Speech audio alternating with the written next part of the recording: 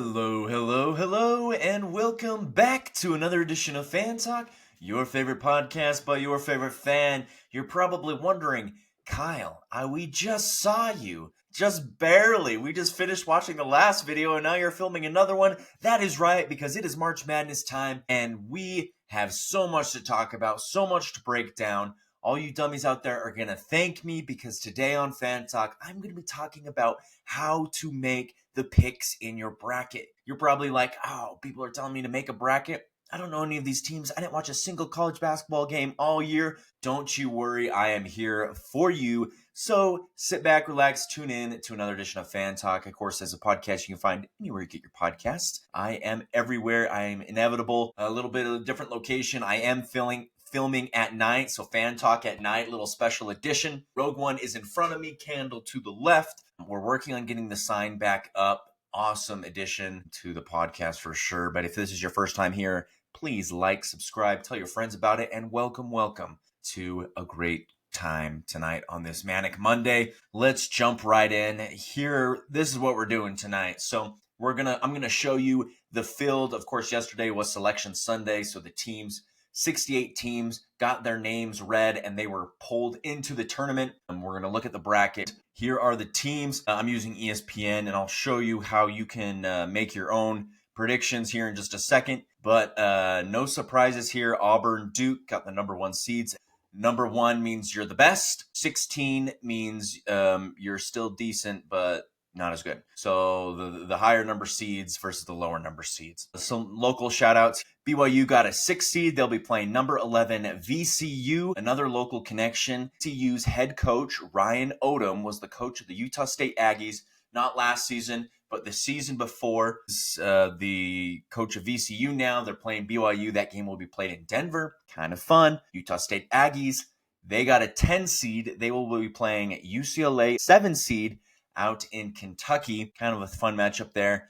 And then Utah Valley, unfortunately, did not win their conference tournament since they were in a less competitive conference, the WAC, the Western Athletic Conference. Only one team from that conference really goes through, and that's the team that wins it all. They lost to Grand Canyon, so if you see over here on the left, they would have probably been a 13 seed, a 13 or 14 seed, maybe played a Maryland team or a Texas Tech team, just depending on what the committee ultimately decided. But there is the field. If you want to create a bracket, the easiest way to do it is to go to ESPN, or CBS also has a service, but you just come here to ESPN, you go to the NCAA men's tab, and you click on Men's Tournament Challenge, and this is the screen that it pulls up. You're able to submit brackets. You only have 2 days. I'm filming this, of course, on Monday night, so you've got to get these in before Thursday at 10 a.m. Mountain Standard Time. You can make up to 25 brackets. I've only made 5 so far. I think I'll make another 5 or 6.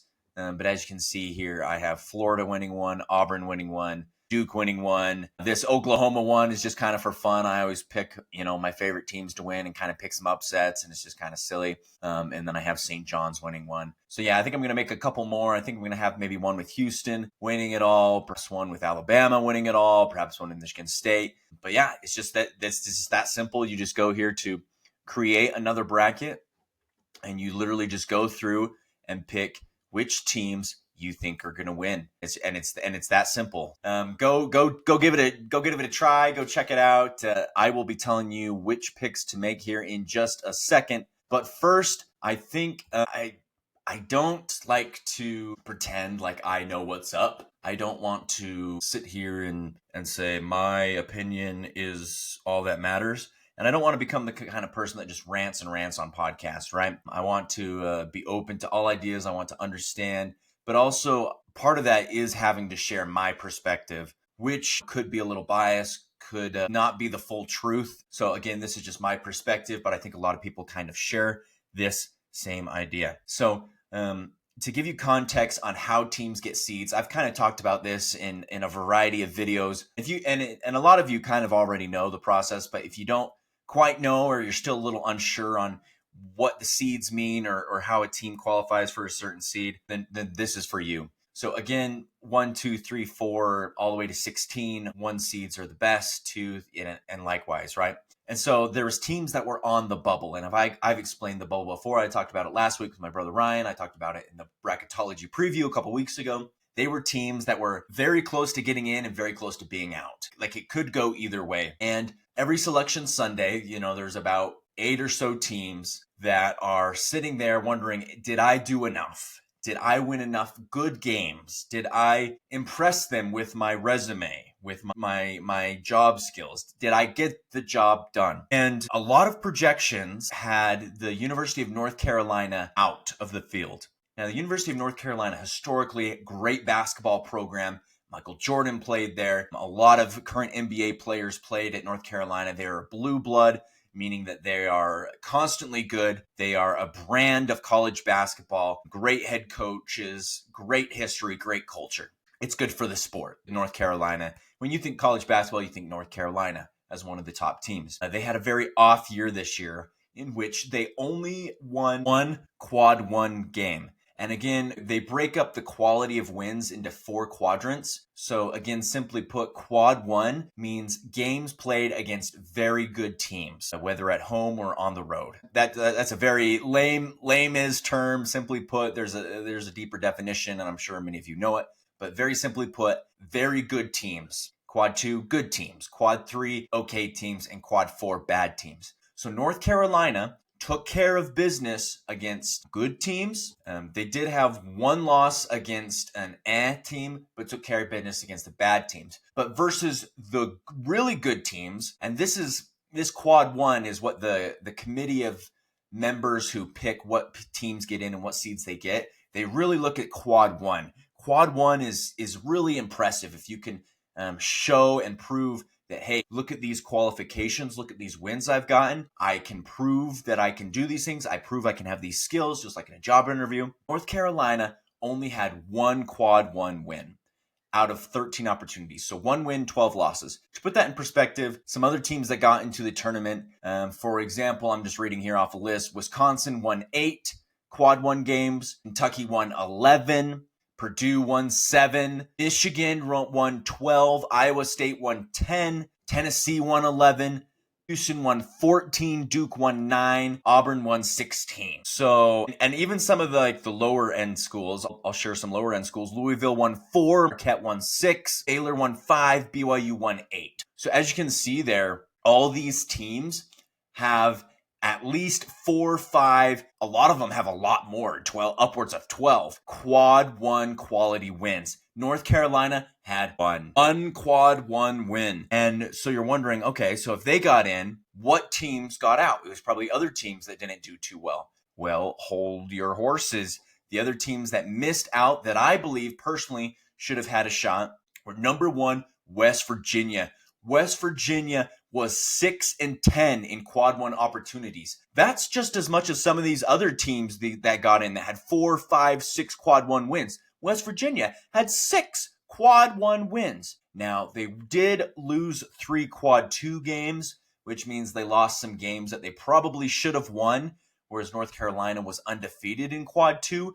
But still, quad 1, they had 5 more quad 1 wins. Another team that got left out was Indiana. They were undefeated in quad 2, 3, and 4. They did win 4 quad 1 wins, one of those being against Michigan State in Michigan State, at Michigan State's home court. Michigan State, a very good team, a 2 seed. So you're just sitting here wondering how a team like North Carolina, with only 1 quad 1 win, got into the tournament. I do not know. There's some conspiracy theories out there. I do not buy them. I do not believe in conspiracy theories, but I do believe that the committee was favoring North Carolina because they are this big brand. They are a big name team. And ultimately, they probably thought, hey, even though North Carolina didn't win enough quad 1 games, they probably will be competitive come conference or come the NCAA tournament. And it'll be, it will sell, people will watch it, it will be fun. And I get that reasoning, but you have to be consistent. If there's anything you learn in life, and there's many things you should learn, this is not the only lesson, but listen up.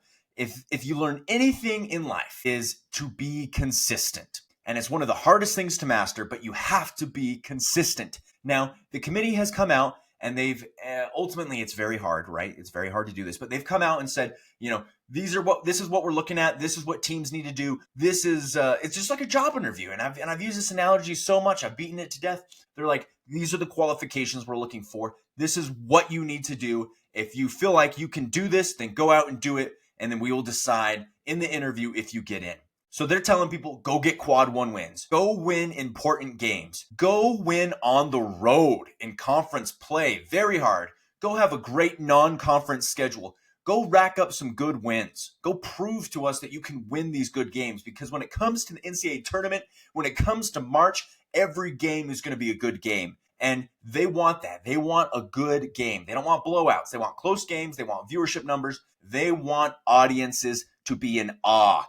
They want to make money. So prove that you can win games during the regular season from November to February. And then come March, we know that you'll do good. And so every team's like, okay, let's go out and win. And these teams do that. West Virginia did that. They won 6 quad 1 games. Indiana, they did, in my opinion, just enough in a very tough Big 12 and a huge win against Michigan State on the road. They won 4. And North Carolina did not do that. They only won 1 game. Sure, they were undefeated in quad 2, but they had a quad 3 loss. Quad 4, they were fine, but they only won 1 quad 1 game. So if I'm the committee, then I have to sit down and be like, I must have a really good reason to not be consistent, to go against what I said were the rules, what I said these teams need to do. These teams over here, West Virginia, Indiana, they did exactly what we said. North Carolina didn't, but we're going to put North Carolina in because who knows why. Inconsistency, it drives people crazy. It's not a good way to live. The committee needs to be consistent. They need to fix this. They need to make sure to not make this mistake again. Of course, we're all human, and it's very hard, and it's easy for me to sit here who was not in the room and be like, blah, blah, blah, criticize.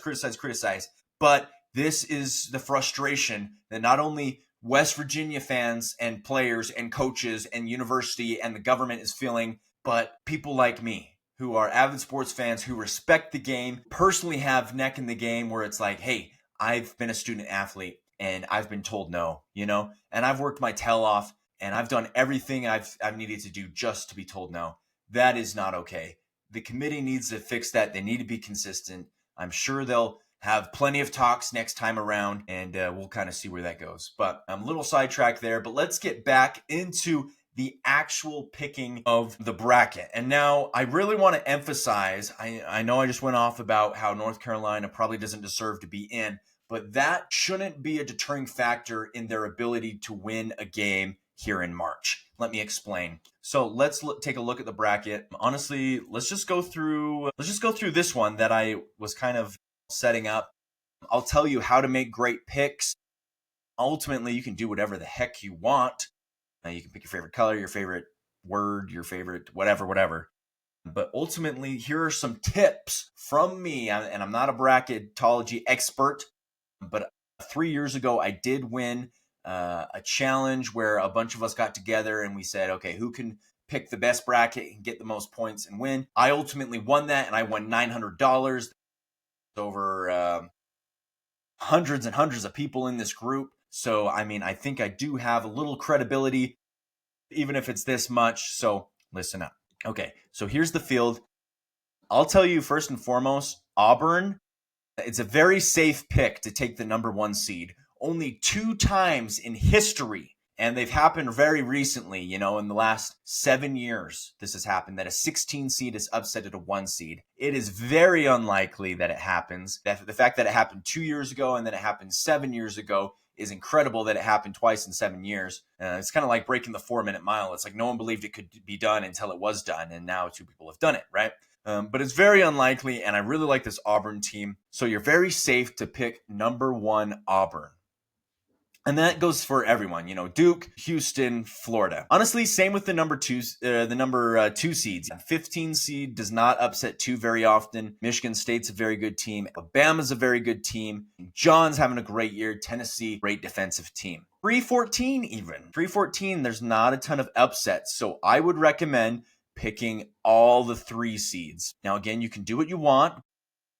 The numbers say, and history dictates, that the 3 seeds will probably win. Now, same with the 4 seeds. 4 seeds, it's not quite as Sure. Obviously, 4 seeds are heavily favored. But, I mean, don't be surprised. I'll give you a couple matchups to keep an eye on. Texas A&M and Yale. That could be a potential upset. Texas A&M, obviously a great team, but the Yale Bulldogs having a great year out of the Ivy League. That could be an upset. I'm also looking at Arizona and Akron. Akron's a very good team. Arizona, low-key kind of took a step back. They did get a 4 seed. They were playing hot at the end of the season, but Akron is definitely a team that could upset. I personally don't believe.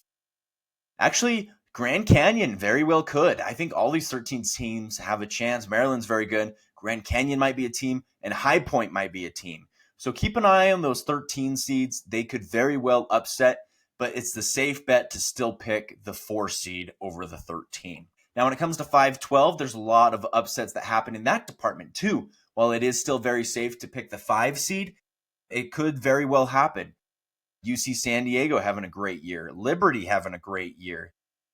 McNeese having a great year. Colorado State. These all could be potential upsets, although the numbers say to pick the higher seed. So pick 5. Pick Memphis. Pick Clemson.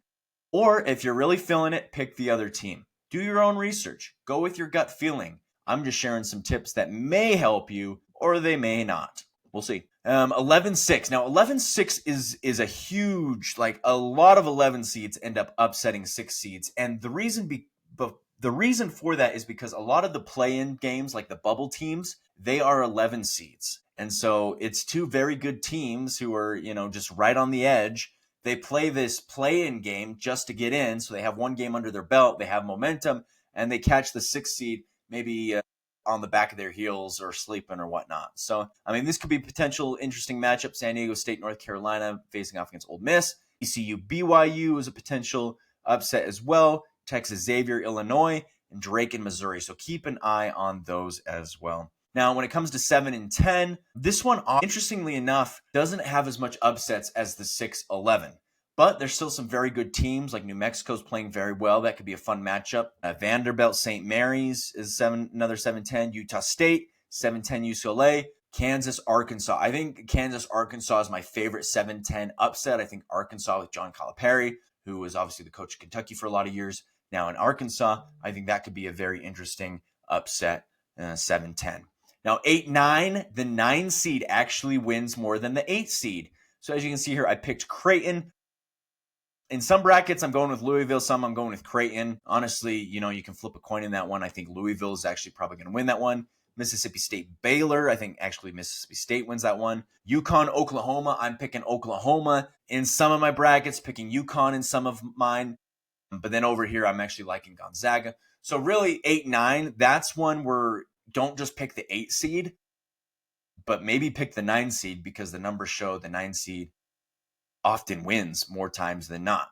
And then once you get, so that's just the round of 64. Once you get into the round of 32, let's play around with up here with Duke. Let's say Mississippi State wins. Let's see Oregon wins, and then Akron pulls an upset or something. So now when you're picking here, 1 seeds usually go pretty far. I know in recent years, a lot of people like to pick the upsets, and there has been some big upsets. But if you want to play it safe, if you want to play it smart, 1 seeds will go far. So Duke's probably going to make it at least to the Sweet 16. A good team like Oregon as well. Same with 2 and 3 seeds. Let's say St. Mary's wins. Let's say BYU wins. Alabama's probably going to win that game. Wisconsin's probably going to win that game. Now, again, don't just pick 1, 2, and 3. For example, let's say, I like this Marquette team. I don't know if Marquette can beat Michigan State. Let's use this example up here. Auburn wins, and then Michigan wins, but I don't know, Michigan could very well beat an Auburn team, So don't just pick the lower seeds. Matchups are everything, and you can do your own research if you're really into it. But teams that I think can very well go far, if you want some hints on that, maybe I'll kind of end with this. Teams that I think will go far, I think Auburn will make it at least to the Elite Eight. Same with a team like Duke. I'm really liking Wisconsin right now. I'm really liking Michigan State right now. I love Florida right now. Florida might be on track for the national championship. If anyone can stop them, it'll be interesting. I like Maryland. I like Houston. I like Clemson. And I like St. John's. I like Tennessee. So, I mean, those are just a few teams. Obviously, you can do your own research. You can go about it however you want. However you do it, I do encourage you to make a bracket, join a group. It doesn't have to be on ESPN. It can be on CBS. It can be through another service. It can just be with your friends, your family, whatever it is. Go check it out. Go make a bracket and go have some fun. Again, the games officially start tomorrow, actually, for the play-in, but the real tournament doesn't start until Thursday. So you have until Thursday at 10:15 a.m. Mountain Standard Time to get those brackets in. I recommend you either do it tonight or tomorrow. Whenever you're listening to this, try to get it in as soon as possible. Go have some fun. Go watch some college basketball. And we will see you next time for an update on the March Madness tournament. Next time on another edition of Fan Talk with K Brench. Peace out. We'll see you next time.